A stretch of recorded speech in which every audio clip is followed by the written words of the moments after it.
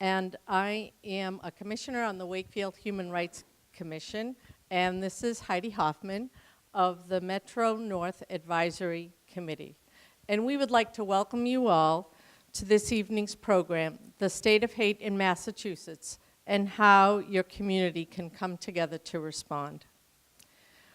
We would like first to recognize members of the Wakefield Town Council, our new chair, Ed Dombrowski, Julie Smith-Galvin, Maureen Butt, who are here this evening with us, members of the Wakefield Police Department, who are here with us. And we would especially like to welcome the human rights commissioners and representatives from communities, local and far, who have come here tonight, especially those who are trying to advocate for their towns to form human rights commissions. One of the important lessons that we will be hearing tonight is that to prevent hate, we need to know our neighbors. So to start our evening, I ask that you take the next 30 seconds to quickly introduce yourself to your neighbors around you and to learn about your common ground. Oh, it's on? Oh, yeah.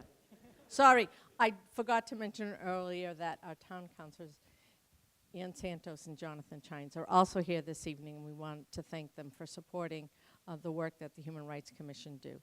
So thank you, and hopefully you got to meet your neighbors. Before we move on, we would also like to thank the Wakefield Community Access Television for filming this event and supporting the work of WHRC, and a huge thank you to the Savings Bank for their grant in sponsoring our green reception after our program.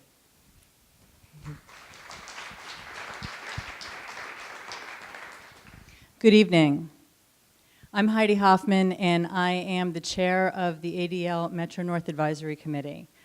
It is a real pleasure to be here tonight, and we are delighted to be partnering with the Wakefield Human Rights Commission for tonight's important program. Many of us are aware of a number of troubling events that have been going on in various communities, and tonight we have a very special opportunity to get a sense of what's going on statewide for another perspective. In the midst of these difficult events, I think it's also important to remember that there have been a number of important community gatherings, and these have had a focus on community and solidarity. And these include a very well-attended event that I went to just last night in Arlington, which is my hometown. I see tonight's program as also being in that same spirit of learning, of community, and of solidarity. And with that, we thank you again very, very much for being here tonight.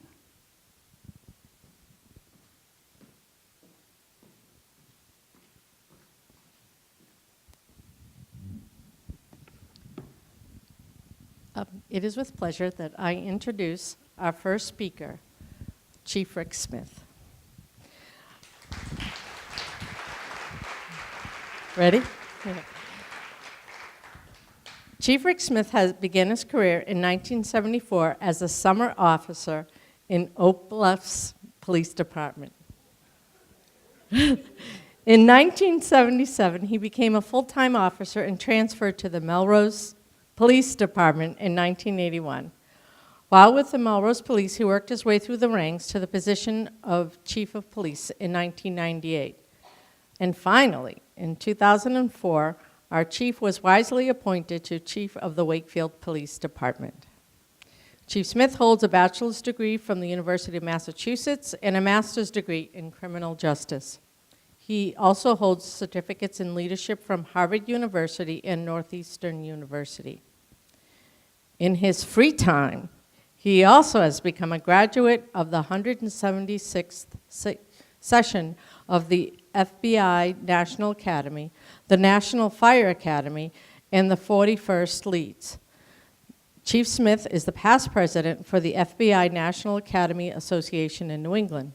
He currently serves on the Massachusetts Chief of Police Executive Committee and is a former member of the International Association of Chief of Police Community Policing Committee. In September of 2012, Chief Smith was appointed to the committee's State Association of Police Committee North Atlantic Regional Chair. In that role, Chief Smith represented all of the chiefs from Washington, D.C. to Maine on the national board. As a member of the Regional Consortium of Police Departments in Northeast Massachusetts, Chief Smith served as the second vice president of the executive committee, as well as a current member of the nonprofit NEMLEC Foundation in the Massachusetts Chief of Police Foundation. The chief is committed to partnerships and sits as the chair for the Massachusetts Partnership for Youth, a 501c3 corporation composed of representatives of the county district attorney offices, school superintendents, and local police and fire representatives from across the state. He is also a past board member of the Wakefield Rotary Club. Chief Smith also sits on the board of directors of the Boys and Girls Club of Wakefield and Stoneham. In 2005, Chief Smith was elected as the International Conference in Chicago to the position of Vice President at Large for the International Association of Chiefs of Police, representing police chiefs from across the world. He served in that capacity until October of 2018. Part of the chief's career has been dedicated to bringing people together for a common purpose. Chief Smith currently serves on the technical committee with the National Fire Prevention Association as a law enforcement liaison to assist police, fire, and emergency medical entities in working together in unified response to active shooter and/or hostile events. Chief Smith is an active participant in many of our town commissions, such as Wake Up, Wakefield Alliance Against Violence, and the Wakefield Human Rights Commission. He is also a member of the Metro North Advisory Council. It's with pleasure, our Chief, Rick Smith.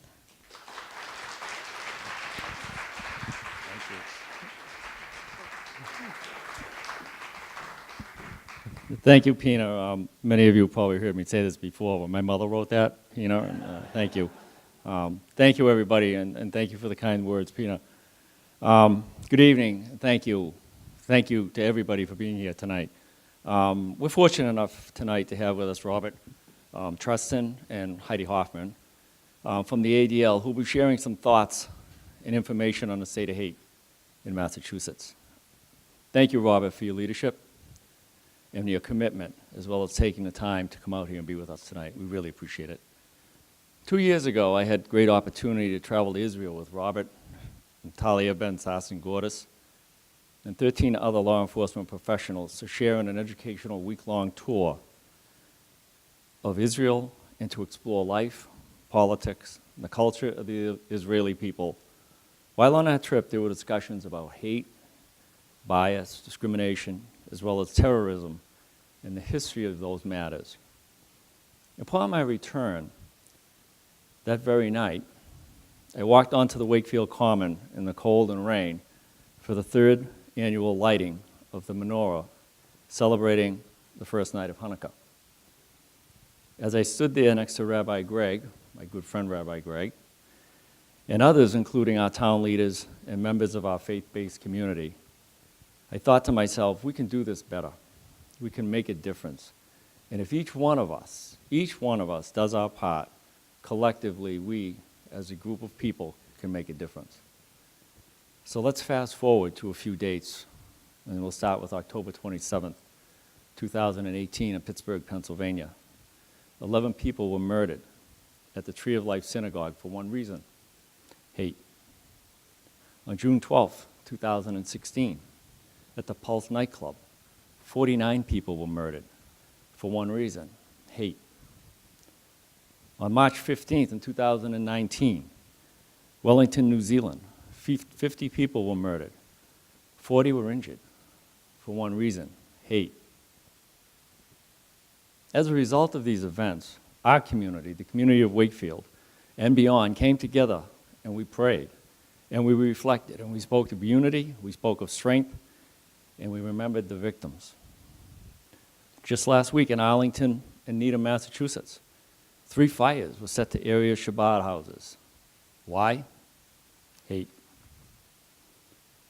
2018, according to the Anti-Defamation League, was the second highest year for anti-Semitic violence on record, second only to 2017, an increase of 17% over 2016 in crimes focusing on religion and sexual orientation. So we ask ourselves why? Well, in addition to a very tense political climate in this country, one reason is the lack of reporting discipline by law enforcement agencies. Many agencies across this country still today do not report. In Massachusetts, we have new statutes that require a more disciplined approach to reporting by law enforcement agencies. The FBI and the International Association of Chiefs of Police stand by to assist agencies in training, reporting, and awareness. We now have grants available in the state of Massachusetts to protect our religious institutions. Entities across Massachusetts can now apply for security enhancements on a competitive basis. We are heading in the right direction. But I, like many law enforcement leaders across the United States, we believe that the best prevention is in dialogue, awareness, and openness to work together and communicate that hate will not be tolerated. Partnerships are key. When news broke last week about Needham and Arlington, Rabbi Gregg and I had an immediate conversation. We worked together to ensure that police presence would be increased and that security measures previously discussed were in place. I immediately placed a call to the police department, spoke to the officer in charge, as well as sent an email to Lieutenant Score. He's here somewhere. There he is. And he did answer me on a Saturday, I'm proud, of what we wanted to do, and we had a little conversation about that. Why? Because we're being proactive. We worked together to ensure that our community would be safe, and that our congregants and the attendees to our church and our faith-based community establishments would be safe. Our town knows that Wakefield does not tolerate hate of any kind. It rips to the fabric of this community, and we have pledged to work together to educate, communicate, and if need, prosecute hate of any kind. Our community needs to know that we are all pulling in the same direction, and your friends and neighbors do not want hate on their block. Hate takes on many appearances. Some people see hate as freedom of speech. Some people don't. Some people also see hateful acts as freedom of speech. Some see hate graffiti as just vandalism. Some don't. In some cases, it's arguable. In most cases, it's not. This is what our courts are for. But it is our job as a community to educate and make our neighbors aware that hateful behavior of any kind is not acceptable. The Wakefield Police Department is well-trained and committed to reduction of hate events. Our community and social programming take dead aim at hate behavior. We have an officer who specifically monitors and tracks these events. Our community and social programming track these events. Our officer, who is here, by the way, Amy, where are you? Amy's sitting in the back, as always. She follows up and ensures that the victims are cared to. We're proud of our progress and the progress of working with our town and our community. It is through this commitment that I feel that we can, as a team, as a community, as a police department, we can reduce hate events. So tonight I challenge you and everyone in this room and beyond to join me, the community, the Wakefield Police Department in renouncing hate and committing to work together to make this community and beyond a safer, more tolerant, and understanding environment. Let's do that together. Thank you very much.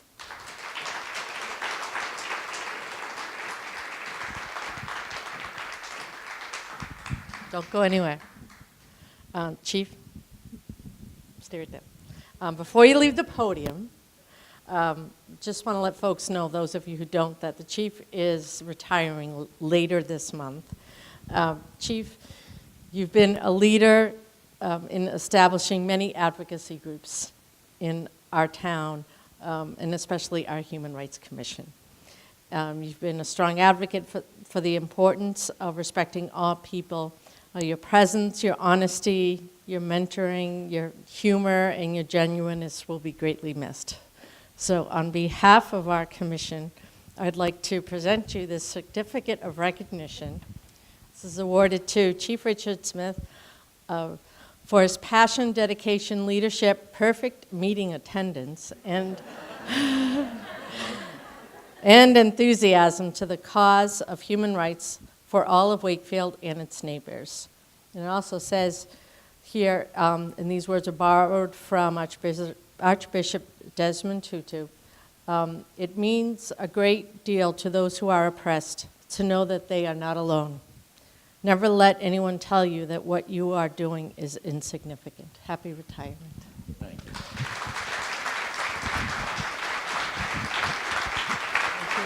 Thank you.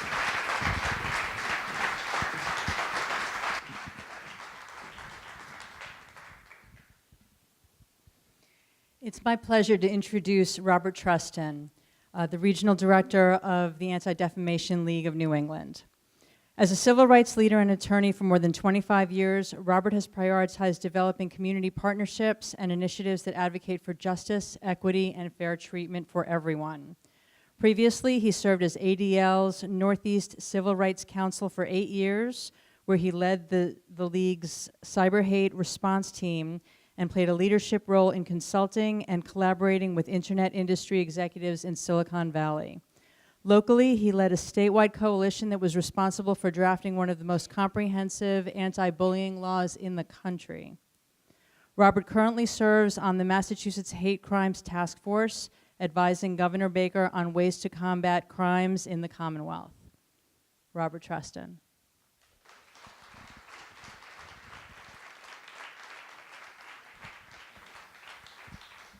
Okay, good evening.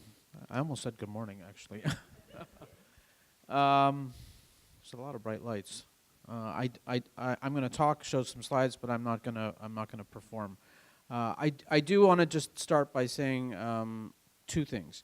One is I'm only here tonight because we're all in this together, and hate and bigotry, anti-Semitism, whatever you want to call it, it does not recognize borders. There's 351 cities and towns in Massachusetts, and it happens all over the place.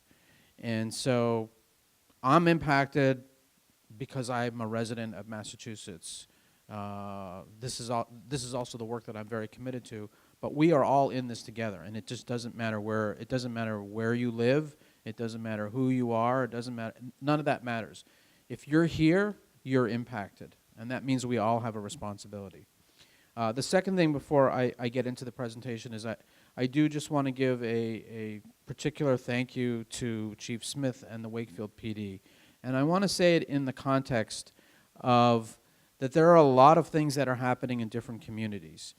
And thank goodness nothing bad has happened in this town. But you know what? 2 weeks ago, people in Needham didn't think something was going to happen.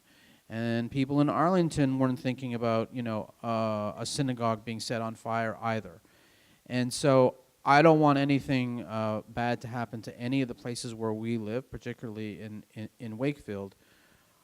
But I say thank you, Chief, and to some of your officers are here and those that are not here, because I know, and I think everyone in this room knows, that 24/7 we know you have our back.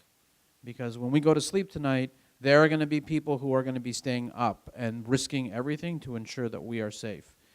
And I know that in the aftermath of some of the incidents that have happened, there are people that are now working 24/7 to try and figure it out and make sure it never happens again. So on behalf of ADL, and I think the people that are here, thank you for your service, and thank you to your entire team for keeping us safe. So thank you.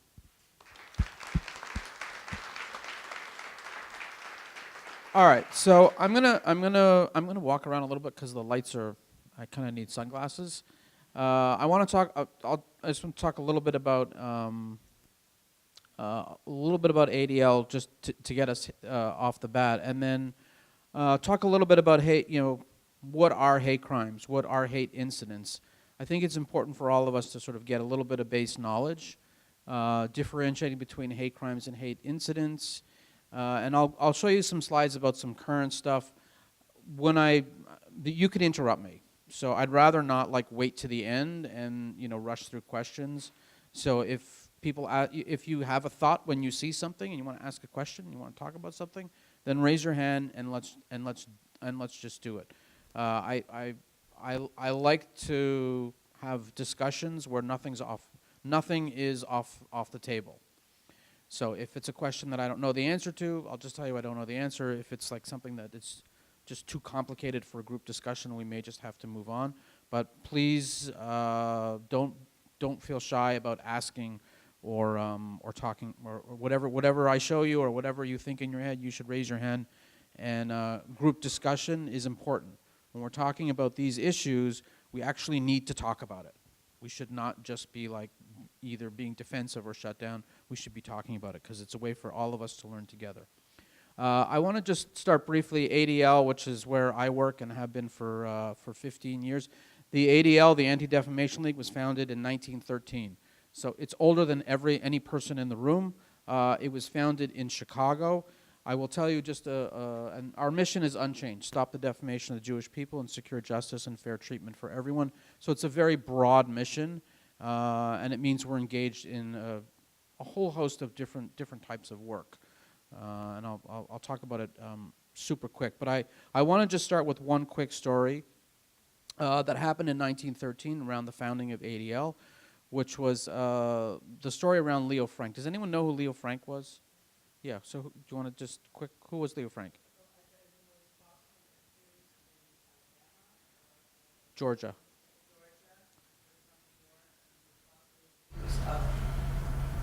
It was a murder of a young woman, and it was largely because he was Jewish that he was targeted. Okay, so all very good. Anyone want to add anything to that?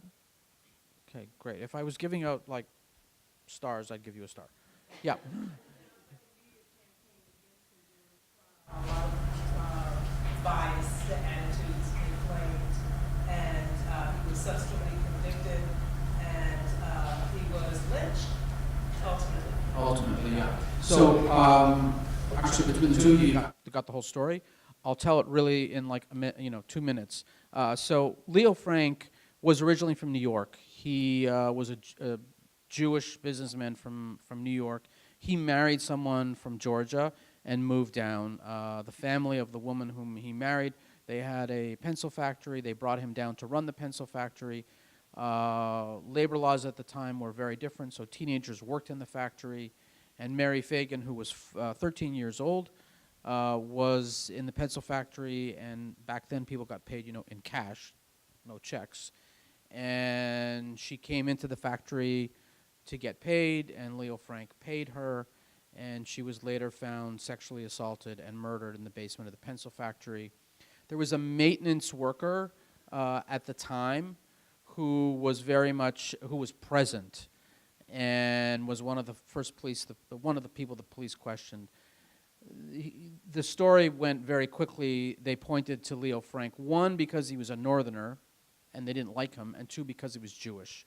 And there was this sort of whole campaign actually involving the police in trying to get the maintenance guy to sort of give him up, even though he changed his story multiple times. But Leo Frank was tried, and he was convicted. And in Atlanta, Georgia, 1913, there's no air conditioning. Windows of the courthouse were open, and people stood outside and chanted, "Hang the Jew," while the jury was, it's very, obviously that would be different today. But he was convicted.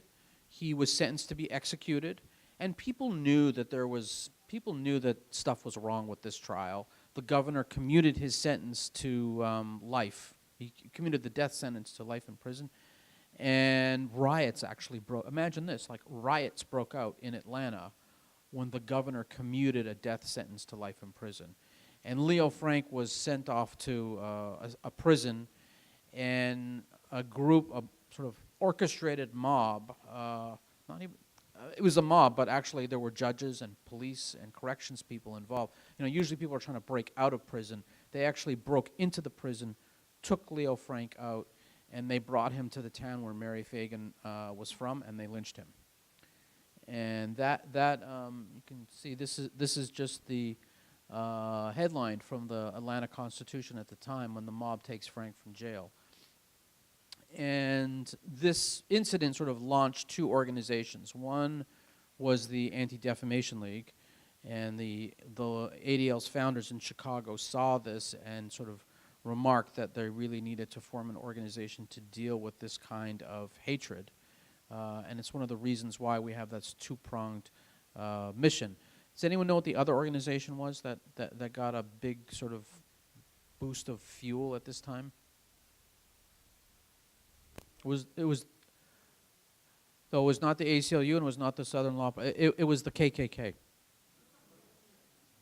So, and I do, when I hear this, when I hear myself talking about this story, and we'll move on to current stuff, it does sort of remind me of even our current criminal justice system, where here's 1913, a man was sentenced to be executed. Actually, and I should tell you, he did not commit the murder. It was the maintenance person who committed the murder, and he was subsequently, decades later, ADL led the effort. Many decades later, he was pardoned. He's still actually never been exonerated. He did get a pardon, but a pardon, as you know, does not mean that it doesn't wipe away the conviction. But even in today's world, 100 plus years later, there are people that go through the criminal justice system. There are a lot of biases, and that's a separate talk. But it just sort of reminds me how much work we have to do in all of these areas. Okay, so I'm not going to read this. Just some words here, just about ADL's work now. So the three main areas that we work on and that we focus on, our office in Boston covers all of New England. We do a lot of investigative work, which means we have analysts that do work with law enforcement. I'll give you a super quick example. In Maine, there's an extremist, white supremacist going on trial in a couple of weeks. There's an ADL analyst who's going to be testifying for the prosecution. He's got tattoos, and tattoos help prove motive, and we have an expert who's going to participate in that trial. We have education programs here in New England in 107 schools. It's an anti-bias education program that involves teens, middle school, high school, and they get 18 hours of training. And it's a peer training model, which means that we work with a group of teens and then they go work with other teens, because the research shows that teens, they listen to their friends more than they listen to us. And so we run a peer training model, and in those schools, it's been quite successful. And with all of the school-based incidents that we're seeing, there's a huge demand. We have a waiting list. We're going to try and get into another 20 schools this fall. We have a program in Wakefield. It's a middle school and high school program. In the last 2 weeks, we have tracked anti-Semitic incidents in seven towns in Massachusetts: Brookline, Melrose, Newton, Weston, Watertown, and Westwood. I think that's 7, but I know that it's 7. So there is a lot happening, and we do a lot of advocacy. And I will, Heidi mentioned the advisory council, and we have a lot of advocacy work to do on a number of pieces of legislation. And I'll just put in a plug now. If you sign up, we're going to be having some lobby days where we're going to need to go to the State House to talk to legislators about a number of pieces of legislation that help to deal with these issues. One of them is mandatory genocide education in Massachusetts, which is something that we're advocating strongly for. But it can't be done by just like an organization. It has to be done by all of us together. Okay, so a couple of things about hate crime laws. What do you think are the elements, when I say or when you read something's a hate crime, what do you think, what are the, I'm going to ask you a couple questions, like what are the elements of a hate crime? What do you think you need to have to call something a hate crime? Violence. Violence, what else? Bias motive. Did you say bias? Bias motive. Bias motive, yep, what else? A crime. Physical harm, what was that? A crime. A crime. Very important. Anything else? Language. Language. Language actually would be part of the bias motive because we would use language to prove motive. Now, I mean, there are law school classes just like solely on hate crimes. I'll just show you sort of, this is the Massachusetts definition. And you can see assault, battery, person or property is covered with intent to intimidate such person. That's where we get to intent. One of the unique things about hate crimes is you have to prove motive and intent, right? It's actually, it's a hard thing to prove. It is not easy. So in Massachusetts, you get charged with two things. Now, the most important element was said by this gentleman up here. You have to have a crime. There must be an underlying crime in order to have a hate crime. So you can have an assault and battery, and you can charge someone with assault and battery, and if you can prove, if you have evidence showing that there was bias motive, that they did it because of the person's race or whatever the protected categories are, then that's a second charge. So when there's when you hear of a hate crime charge or trial, there's two charges, and they both have to be proved beyond a reasonable doubt. And I will tell you that these cases for prosecutors are hard to prove. They're not easy because you have to get into the mind of the perpetrator. You have to prove that the person didn't just commit the assault, they did it because of the person's religion. They did it because of their sexual orientation. They did it because of their skin color. And those are elements, you know, for lawyers, those are the elements of the crime that you have to prove. So it's tough. In Massachusetts, we have a good track record of prosecutors pursuing these cases. Yeah. As opposed to a synagogue? Well, it could be property. But that would, the specific intent would be to intimidate. Yeah, well, you have to. I mean, I'm going to show you a couple of examples, but yes. So you know, if somebody, well, like take the synagogue in Arlington or in Needham, right? Like you'd have to show that they would be looking for evidence of why did they choose that synagogue? Why did they choose it? So I would imagine once the law enforcement identifies who's responsible, they'll quickly go look on did they do searches? And the interesting thing about the Arlington Chabad is there's no signs. There's no signs on the outside of the building that show what it is. Now, people in the neighborhood know. Those of you from Arlington, you probably know that. You may know this, but people may know because cars go there and people come in and out, and it's usually on Friday, which is Friday night, Shabbat, and Saturday. But they don't have a sign that says it's Temple, ABC. But if you go online and you do a little search, you could see. So if I'm an investigator, I need to prove that they were, it wasn't just, a group of kids who, and Chief Smith and the officers in the room know this, like, it's not just a group of, 12-year-olds who are joking around. You're going to have to really show some intent. I mean, it's an arson, so it's like, it's at a much higher level. But you need to be able to show the elements. Okay, a hate crime cannot be committed by someone who shares the same identity of a victim. What do you think about this? Okay, so it can be, and we see this, there are extremes within every faith. I'm not singling out any faith here. And there have been a number of cases. So, it can be anyone from the same group. Hate crime laws give special treatment to certain classes of victims. What do you think about this? Does hate crime give? Well, here, I'll just show you. It's actually false. Okay, and let me just tell you what that means. It means that hate crime laws protect every single person in this room. Okay, it doesn't matter whether you're Caucasian or of color. It doesn't matter whether you're gay or straight. It doesn't matter. The laws protect everyone equally, across the board.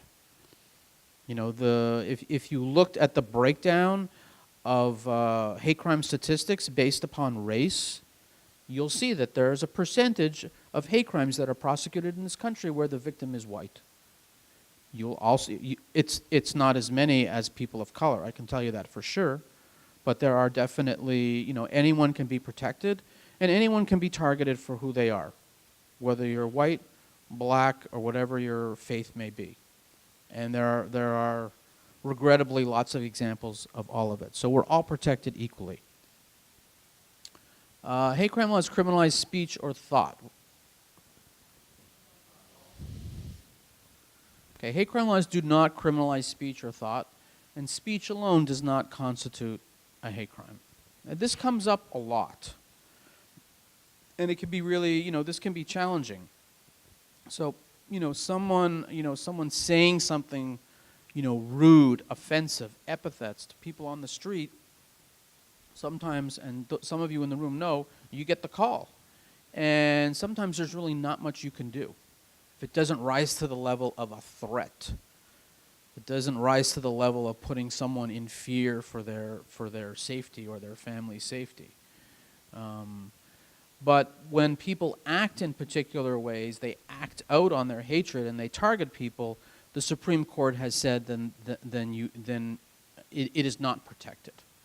And there was a well-known case that went up to the Wisconsin v. Mitchell. It happened in Wisconsin that went to the U.S. Supreme Court.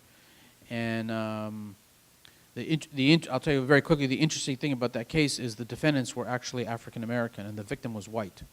It's a little crazy thing about hate crime law is that the seminal case that went to the Supreme Court, the victim in the case was white. And the 4 African American defendants went to see the movie Mississippi Burning. I don't know how many of you, anyone seen that movie? It's a very good movie. Right? It tells the story of the civil rights workers.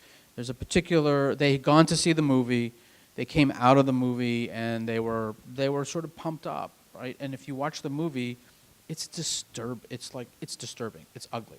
And they were talking about a particular scene where these Klansmen, who actually are also police officers, they really beat this kid up. And they say a lot of, horrific things. And they were talking about this scene, and there was a white kid going by, and they said, do you all feel hyped to go get someone white? Those are sort of approximately what the words were. And they ran up to a kid, they beat him up, stole his shoes, and they left him on the street. And he survived, he was in a coma, and they were prosecuted, and they went to court, and they said, listen, they got the 2 charges, hate crime, plus assault and battery, deadly weapon, and they said, we'll go to prison and we'll do our time. But you can't give us another charge and a more severe penalty because we did it because we were angry coming out of the movie and we targeted him because he was white. And the case went all the way up to the U.S. Supreme Court, and the Supreme Court said no. That, and if you read the decision, they talk about some of the things that are important to all of us, about values and how and equality, and really how bad it is when people target other people because of who they are. And the Supreme Court says that if a state wants to have a harsher penalty for someone who lives in that state to do that, there's nothing protected about that once you cross that line. Okay, so I'm gonna show a couple of pictures. I don't know if anyone's seen these, and I'm curious what people think about this. This is actually, I think this is from Arlington, this past winter, where a group of people, unknown people, made a swastika in the snow, and this is a fairly common flyer that's been popping up all over Massachusetts, particularly on campuses.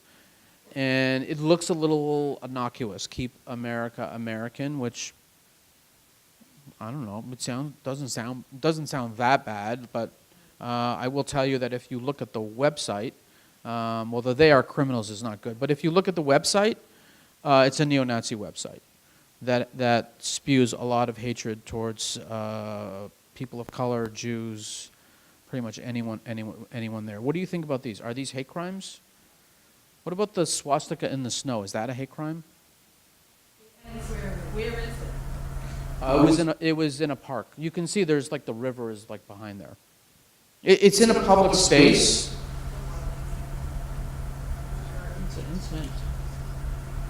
Anybody think this is a hate crime? Is it a crime? What would the crime be? Property, if there was an issue with destroying. What happens when the snow melts? No, but if they trample on something, if it was trespassing, if how they got there, just as a former Yeah. Okay. Yeah. I mean, if they trespassed, yeah, you got a good point with the trespassing. Look, these are hard things to prosecute. Absent sort of coming onto property, and they're really hard to find people. The flyering is happening at a really disturbing rate all over the country, and I'll show you a couple of more. And one of the reasons why I think that is a problem is because it's disseminating hate. It's actually putting hate into the mainstream. If you walk around different parts of Boston, you'll see these flyers all the time, and then they're putting stickers up. They have if you walk even by Faneuil Hall, by City Hall, when you cross like Congress Street, on the backs of the road signs, there are all sorts of stickers like this. And then you've got other groups like the Antifa, you see them like all wearing black. They have their own stickers that are against these people. They come up and put their stickers on top of these stickers. None of the messaging is good, but they are infecting the city with these messages. All right, I'm not going to read the language on this. What do you think about this? This was at Salem State University. Yeah. So this one's a lot clearer, and one of the things that we tracked. I'll show you the audit numbers in a second, and Chief Smith mentioned them early on. We're tracking an increase in hate incidents, particularly on campuses, and there are a lot of Massachusetts campuses that have experienced this in the last 12 to 18 months. Framingham State University, Westfield State had a number of incidents. Those are the public ones. UMass Amherst has had a bunch. Tufts has. Almost every campus has been touched by some type of. This is worse than you see in other places, I will say, because this is a real. If you just sort of think about what's going on here, this is more than a flyer. This is more than someone saying something. This is someone or persons who's basically coming on, and they're really putting out a harsh message here. So this is not an accident. This is to me, there's a lot of intent in this. Okay, what about this? Okay, everyone recognizes this. Is this a hate crime? So what if I told you that do you know? that the person who did this was either mentally ill or intoxicated, so the intent to. So this was a big deal. When I saw this, I was like, oh my God, this is like unbelievable. And like people skyrocket reaction. And what happened was that this was about 2:00 in the morning. So you may know that the memorial is right across the street from like Faneuil Hall. Bars are getting out like 1:50, 2 a.m. And the guy who was arrested, really convicted for this, was hanging out here, and the bars were sort of across the street, and people were coming out of a bar, and he screamed at them and asked them what time it was. And the people coming out of the bar, they got into some sort of screaming match with like a bunch of swearing and this sort of like 2 a.m. kind of drunken thing happening. And he picked up a rock and he threw it up in the air, and it popped one of the glass, and the glass smashed, and he took off running down Congress Street. There's a taxi driver who called 911. Some people tackled him. BPD, Boston Police A1 is like right around the corner, so like they were like there in a second, and the guy was arrested. And Boston Police knew who this guy was. He had a GPS bracelet on. Okay. And there were a lot of mental health issues and substance abuse. And at 3:00 in the morning, he was interviewed, and he didn't really say very much. So suddenly, if you're a former prosecutor, think about how you're going to have to prove that this guy intentionally did it because of this. Now, he was still convicted, but these cases are hard to prove. They're hard to prove. But irrespective of what happens, later on down in the trial process, the community impact is still there. And so for many people, particularly in the survivor community, this really hurt. People felt pain because of this. And that's one of the things about hate crimes is there's always a community impact. And we saw it last night in Arlington when hundreds of people came out, and in Needham on Saturday night. So the community impact is much, much greater than any other type of crime. And I'll remind you, or I'll tell you that victim impact, the rate of hospitalization in a hate crime is 4 times greater than any other type of crime. That's from the criminologists, statisticians. It's so victim injury is much, much more severe when it's the kind of hate crime that it involves like one or more individuals in a confrontation. All right, this is what I just said, actually. Okay, so a couple of, this is just from ADL's numbers. We've been tracking anti-Semitism since the 1970s, and these are the numbers from 2018. This is what we tracked nationally across the country, 1,879. There was some reference to them earlier. This is just a breakdown. We categorize as harassment, vandalism, and physical assault. Now, these are incidents. They are not necessarily hate crimes. Hate crimes are reported, and they come through law enforcement and through the FBI. We'll talk about the FBI stats in a second. The one thing that we tracked differently in 2018 is an increase in physical assaults against people solely because they were Jewish. And that's a troubling stat. This is just to give you a sense of Massachusetts, and 2018 144, 2017 177. So 2017 was the year with the highest number we had ever recorded for anti-Semitic incidents in Massachusetts.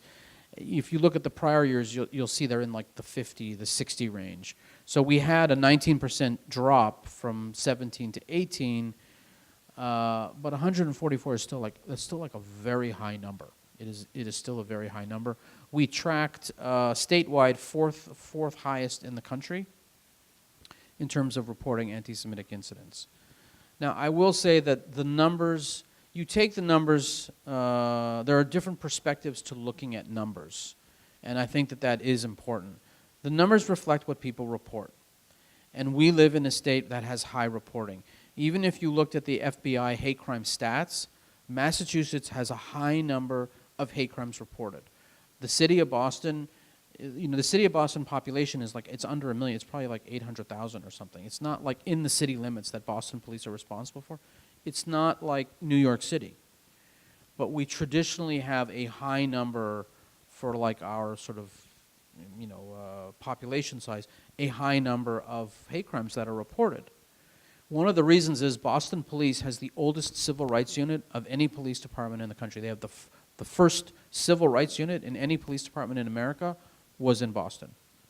And Boston Police has a team of detectives.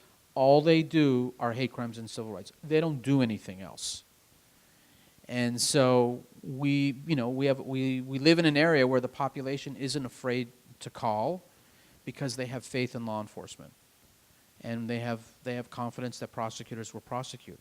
And so sometimes I would tell people that, yes, a high number shows that there's stuff that's happening that we need to deal with, but it also shows a little bit of confidence in the system.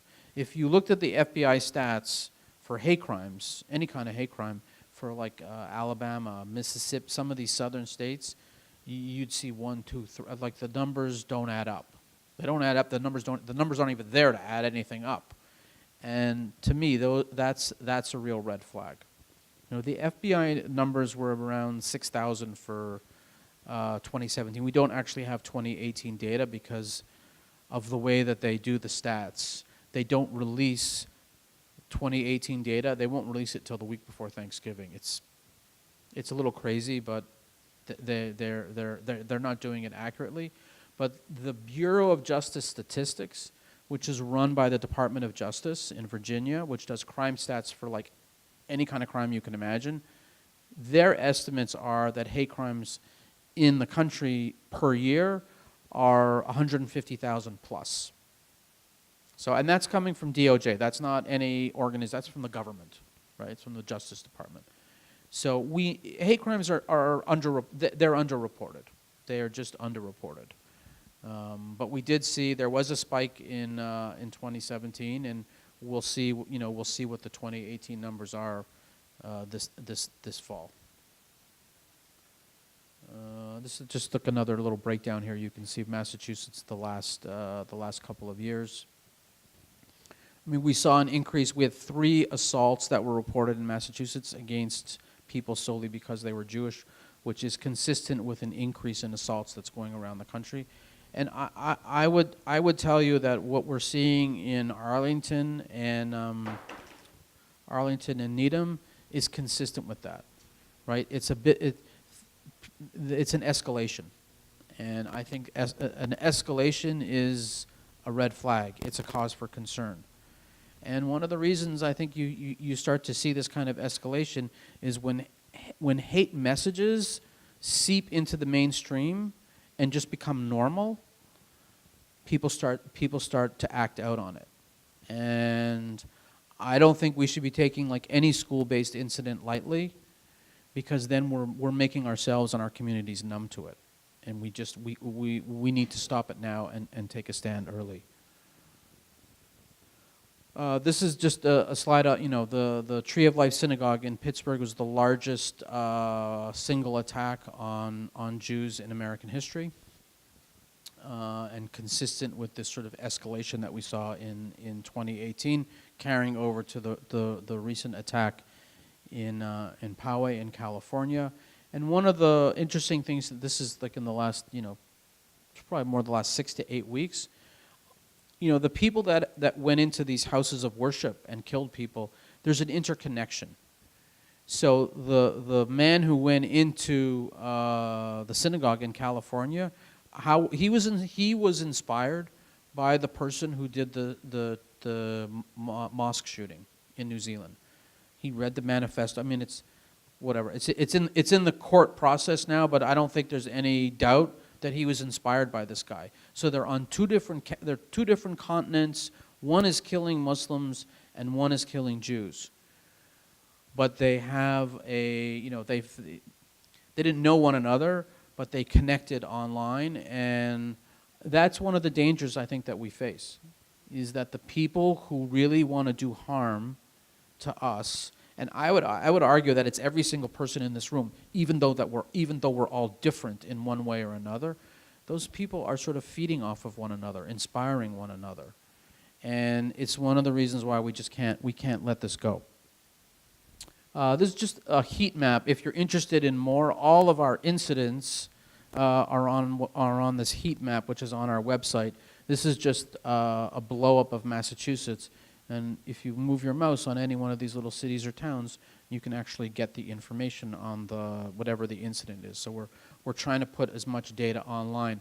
I do sit on Governor Baker's hate crime task force, and one of the recommendations that we are working on is to get police departments to put more and more data on their websites in real time, right? So that you're not always just reading about things in the newspaper, or you're not finding out about something that may have happened in your community, when someone decides to release a statistic. It's a challenge because we have 351 cities and towns, and they all have different levels of resources and abilities. We have some police departments that have 1 or 2 people. And we have some that are bigger, and we have some, that have thousands of sworn officers. So we're trying to do this. And the other important recommendation that the governor issued a few months ago was having a designated civil rights officer at every single police department in the Commonwealth. And the task force just met earlier this week, and we're, I think, at 70 to 80% compliant for every department having done that. And so we're following up with the others. But part of the thinking on that is that no matter where you live in Massachusetts, there should be one person in your local police department that you can go to, that you can talk to about a civil rights or a hate crime issue. And the next step is to sort of increase the training. So, and I can tell you just from sort of looking around the country, our state, even though we have stuff happening here, our state is working on this stuff. We are, there are, our leaders at all levels are focused and putting time, resources, and energy into dealing with this to make sure that people, our officials are well trained, but also that all of us as residents know what to do and who to call, and that we can rely on them. So this is a couple of slides here on, I don't know, people know about this thing that happened in Arlington. This is actually almost a year ago. I put it up here just because I want to, these were a group of kids that broke into the Arlington High School. There was anti-Semitic graffiti and some homophobic graffiti. They did a lot of damage, and the students were, law enforcement identified who was responsible, and there was a fairly big discussion that I and others were involved in about using restorative justice as a resolution. So I raise it just because not every case is a little bit different, and I think we need to be mindful of, not just in hate crimes but in all crime situations in our communities, that it's easy to just arrest someone and lock them up and just prosecute them. But we also have to be mindful that, these are people who live in our community, and when they're teenagers, and even when people are, 18, 19, 20, like there's still a brain development thing going on here.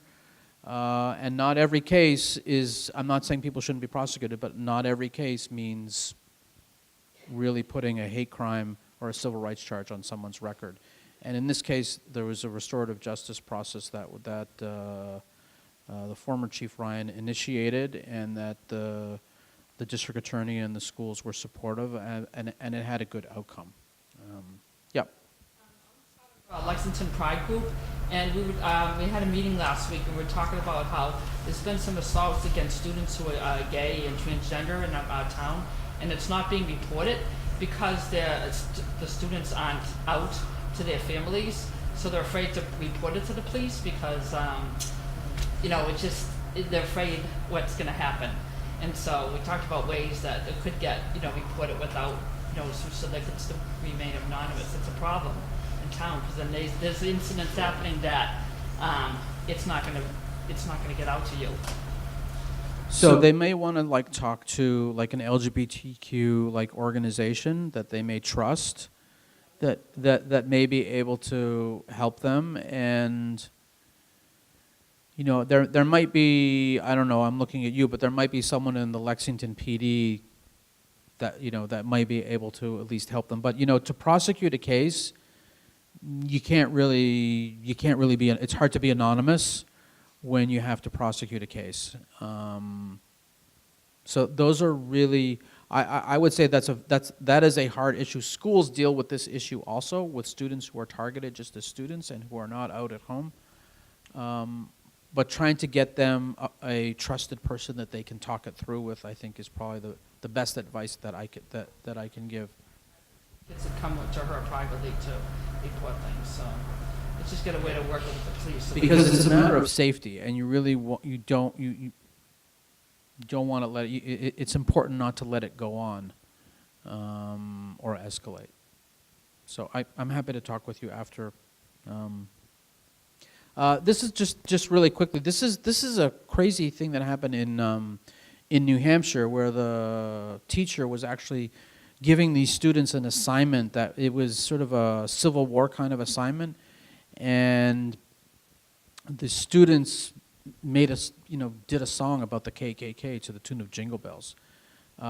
Really, just I don't know how to. It was sort of off the hook that caused a lot of animus within the community, and the teacher was suspended for the year is supposedly coming back. There's a lot of tension in the community. But this is sort of one of the things where, hate and bias, this was actually inside a classroom. There's been a number of community meetings. We've been involved in a number of discussions and trying to help them work it through. I think the teacher may actually be coming back next year. They sort of sent the teacher out for the year for training of some sort. But not a crime, not a hate crime, although lots of discussion in the community that this is a hate crime. So sometimes we quickly say, oh, that's a hate crime, but it may not rise to the level. I mean, there was no criminal offense in this. I think there's an issue about professionalism. There's an issue about whether this person should or should not be a teacher and be influencing kids, but no actual hate crime. But again, I do think that these kind of things are contributing to the environment in which we are all living in. And just because it may happen in New Hampshire and not here, it doesn't mean that it doesn't inspire someone who's here. Yep. Had a lot of incidents, obviously, that you guys have heard about. Specifically, last year about this time when we had Gas the Jews on the middle school. And that's not a hate crime because it was on the middle school and not a synagogue or someone's house.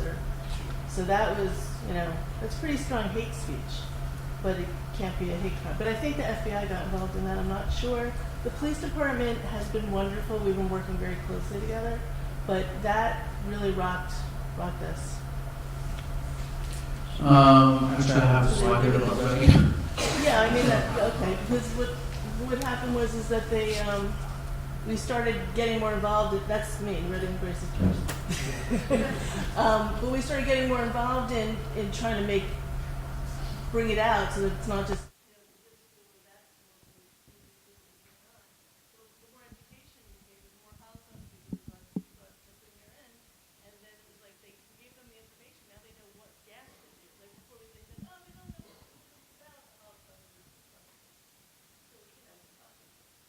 Yeah, I mean, Reading had that's why I have the slide here. Reading had a number of incidents ongoing, and we worked really closely with the school.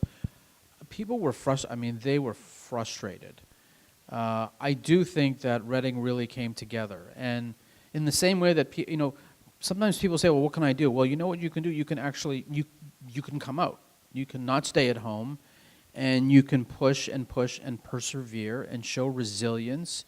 And we encourage schools and communities to talk about this stuff. And even 2-3 years ago, if you think about many schools were very, very defensive. 3-4 years ago, schools would not send out notices to all of the parents when there was an anti-Semitic incident, a racial incident. They tried to just sort of deal with it quietly. They didn't want any media attention. And we have been pushing that schools should be transparent, that they should not be afraid to talk about it. These are opportunities for them to talk to students. They're opportunities for teachers to learn. And I think as parents, most of us in this room are probably parents or grandparents. Like, you want to know what's going on in your child's school, because we also have a responsibility to be talking to our kids about it. And I don't think we should be shying away from these discussions. And I think Reading was a very good example of where they were like, we are gonna talk about it. And there were like multiple, community meetings, school meetings, meetings on the town common, and people said that this doesn't define us. This is just a quick flyer. This was a flyer that was at Tufts University, I want to say 2 months ago. It's actually an old. The cartoon is actually from it's like a Black Panther cartoon from the 1960s, and they added some text you can hear on the side about Israel. Do you think this is a hate crime? Is this flyer like the Patriot Front neo-Nazi flyer? What do you think? Yes, no? What What if I told you the flyer was put all over the campus? Would that make a difference? Would it be the same? Would you have a different answer? Well, in this case, I'll just tell you, in this case, the flyer was only put on the Hillel building, which is the Jewish Student Life building. So at Tufts, you know, they viewed this, and I would say we did too, that we viewed this as an anti-Semitic incident because they specifically targeted only the Jewish building. So if you walked 20 feet to another building, you didn't see it. It was only put on one specific building. And I think if the flyer had been put all over the campus, you know, you could argue that this was an anti-Semitic flyer, but I mean, I think there would probably be there would probably be two arguments going around. Well, you know, they were sending a message. It's a political speech. You could have all sorts of different arguments, but because the people who were responsible specifically targeted only one building, it's kind of like if you did gas the Jews, like if you did gas the Jews on a synagogue, different situation. Well, I think it'd probably be hard to prove as a hate crime. I mean, there was no real damage. It was really just a flyer that was put up with tape, and they never did find the people responsible. But look, I will say that Tufts put out a notice, and the interesting quick fact about this is when they put out the notice, they put out the notice right away. The president, I'm blanking on his name, he put out a notice to the student body, you know, with all of the right language. He called it sort of a hate incident because they didn't realize initially that what was written on the flyer or that it was only the Hill that was targeted. And then when they got those additional facts, they sent out another notice making it clear that they viewed it as an anti-Semitic incident. So that's good. I mean, that's what we want. You know, that's the kind of response that we want. It's you know, it's important for the leaders of these institutions. We have 250,000 students in Massachusetts, college and university students. It's important for the people who are running these institutions to be on top of this stuff. These are just, here you can see, these are just some of the photos of some of the flyers. And typically what they do, this is just a tweet from Patriot Front. They put up a bunch of these flyers up around Harvard. They put them up, they take a picture, and then they put it online and they brag about it. This is the standard MO. There's not a huge amount of these people, you know, walking around here. But there's a handful, and they want hate in the mainstream. Really quick did anybody read this story? So this was a Boston Globe story that ran in March. This guy in this picture is Chris Vogel. He's an incredible guy who called us last fall. He was a volunteer at the Boy Scouts camp in Plymouth, Camp Squantum. He was one of, I think, maybe 4 or 5 black men who worked at the camp. I mean, the camp is primarily, like, it's probably like 8 or, I don't know the numbers, primarily Caucasian students, okay? And at the end of the summer, he was a volunteer, he didn't get paid. At the end of the summer, they had this banquet, and they gave out merit badges. And he was called up and given the Evil Monkey Merit Badge. And he was not, you know, he was just like sitting in the audience like you are and called, like, it wasn't like a skit. And there was somebody else that was called up and given the Nantucket Nazi merit badge. And I was very fired up about this. We blasted them. It happened in the summer. He's got a lawsuit against them. But I'm, you know, like the stuff that happened in the school in New Hampshire, these are things that are happening in our community. I mean, this is a summer camp. This is a Boy Scout summer camp in Plymouth. So you can't just, when you think about what's happening in the community, or you think about hate and bigotry, regardless of what it is, you need to be thinking sort of broadly, because I think sometimes we take Massachusetts for granted. We're like, oh, liberal Massachusetts, regardless of who you voted for or what your political beliefs are. That's a bit of the perception of where we live, and it's pretty good, but there's a lot of stuff happening. Yeah. I often think that when we deal with the issue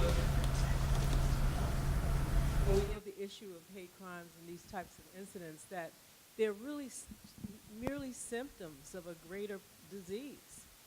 And, you know, one of the things I always ask my students, I said, why do you think hatred has such resilience? Why do you think no matter how much we progress as a society, this problem continues to be with us? And I think what I actually challenged them to do is look in the mirror. Because those same, the teacher who thought it was okay for the students to sing KKK to Jingle Bells and for this man to receive this award, there are adults in leadership positions that were aware of this and allowed it. Absolutely right. And I will tell you that I wrote a letter to the CEO of the Boy Scouts of that troop. Now, I wrote the letter to him because he was the highest, whatever, you know, he's the CEO. He's the top guy. But I know from Chris that he was in the room. The guy was in the room. And he wrote me, he emailed me back. He emailed me back saying, thank you for bringing this to our attention. We will look into it. So that's to your exact point. But I was, if you ask the people that work in my office, I was so crazed about this. And that's why I like to talk about it. That's why it was in the Boston Globe. And it's crazy. It's really, really crazy that this happened. This is just in Fall River. This is the cemetery vandalism in Fall River that happened in March 12th, actually. And this was pretty bad. I don't know how many of you read about this. You know, I think, you know, we all live in the, you know, the greater Boston area, and Fall River might as well be like, you know, on the West Coast, right? It's like 90 minutes on like 93, you know, Route 3 down to the Cape, traffic. 80,000 people live in Fall River. It's a city. It's big. There's very few Jews that live there. I got a text one morning, actually March 12th, I got a text from a state rep saying, what are you doing about the cemetery vandalism in Fall River? I was like, I didn't even know what he was talking about. But I looked at it and made a couple of phone calls, and I could hear the pain in, I spoke to the guy who runs the cemetery, and I got in my car and I drove down there. And you can see, like, somebody wrote, expel the Jews. Hitler was right. Like, think back to the slide I showed you from Salem State University, right? Where it was all this racial epithets. Like, somebody thought about those words when they wrote them at Salem State, directing it against people of color. Somebody thought about this too. And this got a lot, I mean, there was a big vigil that we organized. 59 headstones were, I mean, people wrote ethnic cleansing. People wrote Jewish bastard on people's headstones. I mean, really, really horrible stuff. And this is here. And I think back to the big cemetery vandalism that was outside of St. Louis. You may remember it from last year, because Vice President Pence went, right? There were like all these headstones that were knocked over, like tens of thousands of dollars in damage, like a huge, huge big deal, right? The Vice President goes, and the guy who was responsible for it was just prosecuted, was just convicted, but there was no hate crime. The guy, you know, it turned out that the guy had I don't want to belittle it, but the guy apparently had a bad day. He was on some kind of substance and whatever. There was no evidence that he went to it because it was a Jewish cemetery. But in this case, there's no question. At least in my mind, there's no question. And there's not like a couple of cemeteries that sometimes cemeteries are connected to one another. That's not the situation here. This is just a Jewish cemetery. And this is 2.5 months ago. This is in Providence. I don't know if anyone saw this. This is also in the last month or so. This is 2 individuals, neo-Nazis, who are down by the Holocaust Memorial in Providence, Rhode Island. This was in April. So the thing about this, and again, there's nothing illegal about this. Like, you can hang a swastika flag from your front porch if you want. You can walk around like this. But clearly there's some, subtle intimidation, I would argue, to be walking around like this over by the Holocaust Memorial in Providence. The person on the left is a woman, and actually, turns out that one of them at least lives in Fall River. By the way, Fall River is right on the border. But again, if you think about, are people feeling a little more empowered to, show their hate on their, not just like on a tattoo, but to walk around like this? Here's a real example of it. This is just a shot from the press conference in Arlington from, this was Friday morning when everyone was gathered for the press conference on the fire, the arsons. And I think this is the last slide, but I want to just say something about this. This is from the Laconia Daily Sun, which is a newspaper in Laconia, New Hampshire. And they published on April 17th, so just like about a month ago, Ryan Murdo is a white supremacist.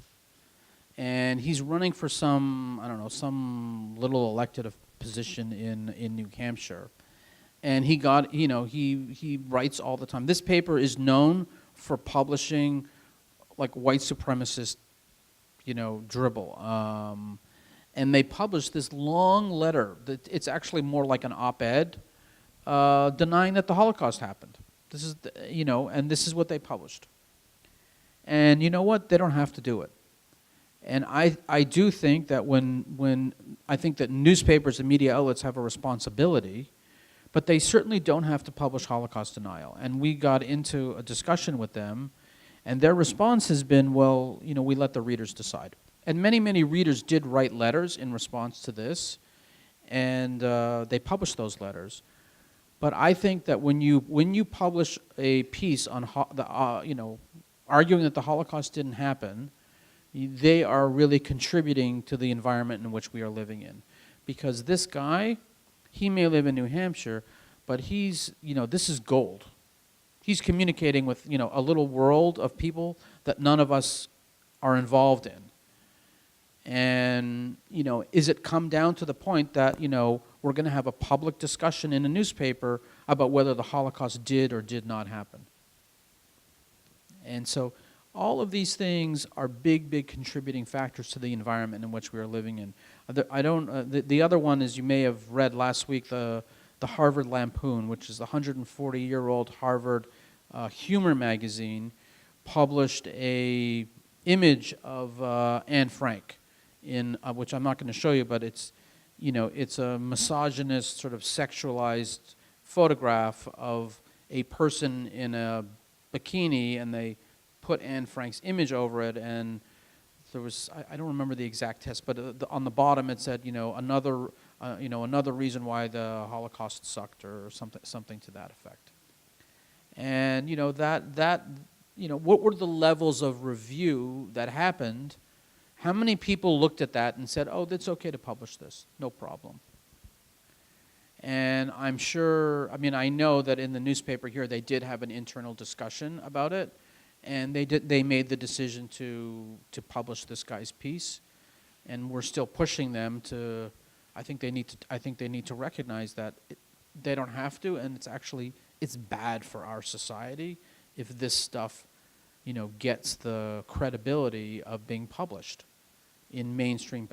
There's always going to be the stuff that's off to the sides, and that's fine. But I think we need to be saying, you know what? We don't want this in the space that we are living, and we don't want this in the space where we're raising our kids. All right, I think I'm gonna. What time is it, Heidi? 8:28. Okay. So I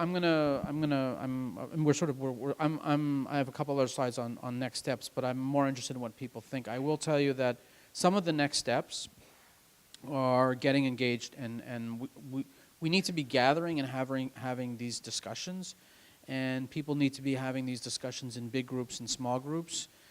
There's a sign-up sheet out there. We need to do some lobbying, and we need to do some engagement with elected officials and keep putting the pressure on. One of the pieces I mentioned earlier is a piece of legislation in Massachusetts to make genocide education mandatory. In Massachusetts, it's recommended. There's a very good curriculum that has already been, it exists. The Department of Elementary and Secondary Education has already designed it. It's on the shelf, but not all schools are using it. So some districts are getting, their students are learning about genocide, and some districts, they're not. We think it's important for all students to learn about it. And if you think about what happened, what is, hate unchallenged, hate unchecked, led to the Armenian genocide, led to the Holocaust, led to Rwanda, led to Darfur. And so as we get further and further away in time from some of these genocides, there are fewer and there will eventually be no people who are still living to talk to students and talk to people in the first person. So I think it's really important for us for these students, all Massachusetts students, to be learning about this. And if we want our state or the country to be different in 5 years, 10 years, like the focus has to be on middle school and high school students now. I mean, that's just, and there's an argument that we should be starting even younger, and I think there's a lot of work that's now starting to be done. We cannot afford to wait. Like, we need to be having town hall meetings like with middle school kids. And we're doing, I was on the Cape talking to 200 middle school students last month, and they have a lot to say about hate and bigotry and racism. They know what's going on.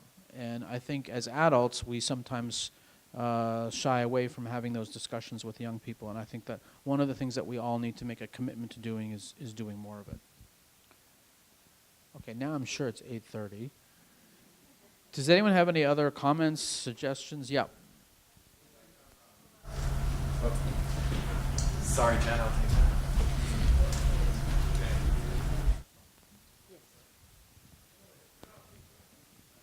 I was just wondering, is the Teacher Association, when you're lobbying up on Beacon Hill, the more associations you have representing a position, the stronger your position becomes. Are the teachers involved in this? Do they want to see this program used across the state? You mean the ADL program or the genocide education? The genocide program. Well, I can't speak for the teachers union. We are going to be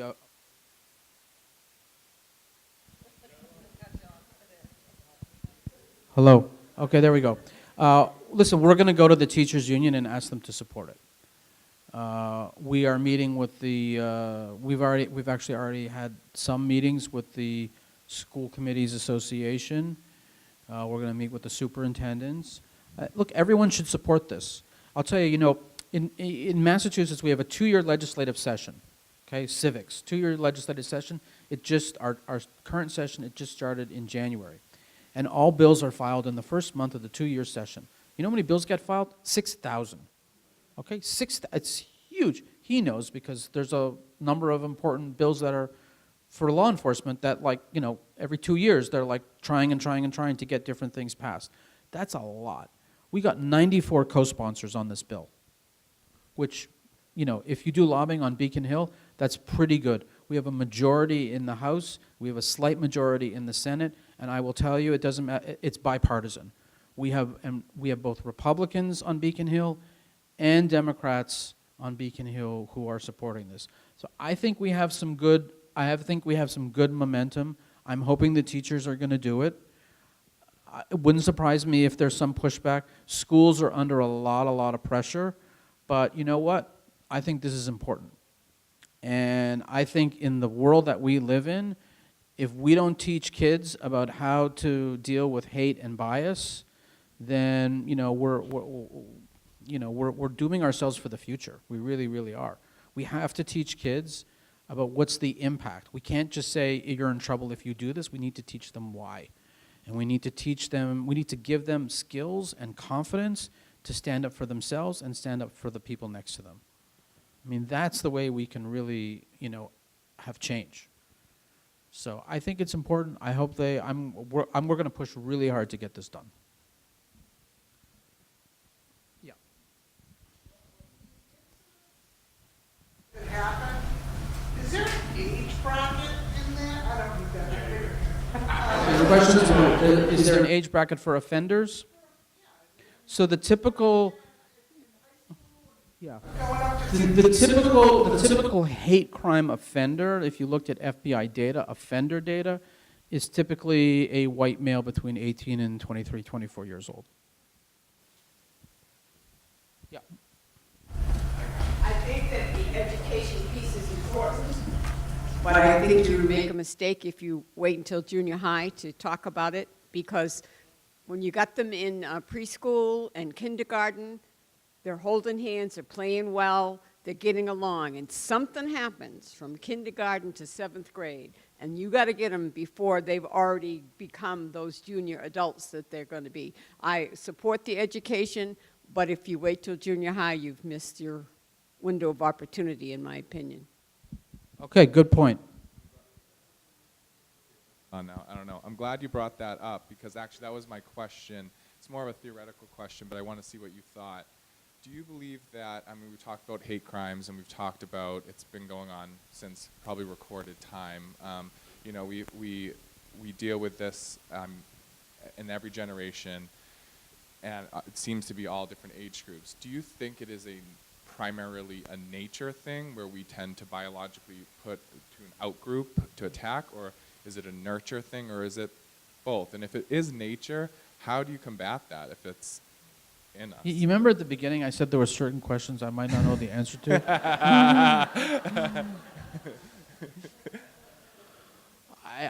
You know, look, I'm not I'm a lawyer by training, so I'm not like an expert on, you know, human behavior.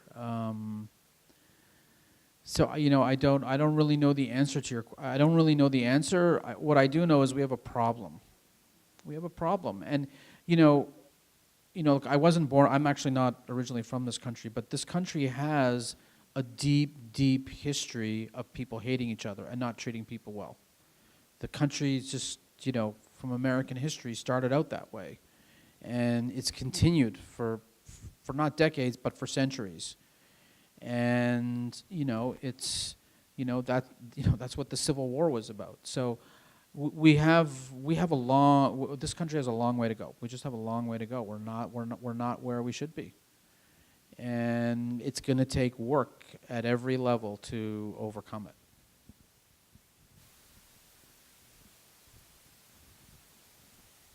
I don't know. Do you want to make? How many more questions? She has a question. You want to? All right, we'll do 2 more questions. Quick. We're going to get kicked out of the school. So, my question is, now that we have the internet age, and you hear a lot of stories on the television news about kids that hurt themselves or even commit suicide because of, things that were done, like bullying, and I was just curious if there are any statistics on any maybe like hate crime motivated types of incidents like that. You mean that I'm not sure I know what you mean, like hate crimes that are related to bullying, or? Yeah, there could be incidents or crimes, but I just wondered if there was any statistics on people who might have hurt themselves or tried to commit suicide or committed suicide because of something that was hate. Well, as okay, there opposed to may just, be. I don't know off the top of my head. I mean, what I would say is the impact on the individual impact of hate crimes is really, really profound, and there is a lot of data that people who are victims of hate crime suffer greatly, and a lot of it is because they're being targeted for who they are. Right. So if you're targeted on the street because of your skin color, it is who you are. Even your sexual orientation. These are the inherent characteristics that you can't change. Like, if somebody says, give me your wallet, or give me your wallet, or I'm gonna kill you. All right. Now most of us, maybe not you, but most of us would give it up, right? Because we want to walk away. But if somebody is doing that because of your sexual orientation, because of your religion, because of your skin color, that's not something you can trade. There's, at a basis, when someone wants to rob you, it's a negotiation. I give you my phone and you let me walk away. But when you think about who you are, like each one of us, who we are as an individual, those are not negotiable. You can't trade those. And the data does show that that has a profound impact on people when they end up being targeted because of that.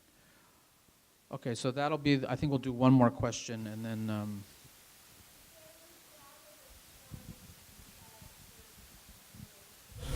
23-year-olds, do they come from families that they learn from their families? Okay, so the question is where the offenders, data on the offenders' families. There may be, but I don't know off the top of my head. I'm guessing there, look, there's a lot of, this could be a whole college class. And there's a lot of academic books. So I'm guessing there is, but I not that I know of. I think if you talk to the police officers in the room, they'll probably tell you that offenders come from all socioeconomic backgrounds, all education. Nobody thought that, Arlington, 14 kids are going to break into the high school and do what they were accused of. So I think we need to be careful about making different assumptions about who may be involved. And who does the, lots of people walk around with all sorts of thoughts in their head. They can act on them at any time.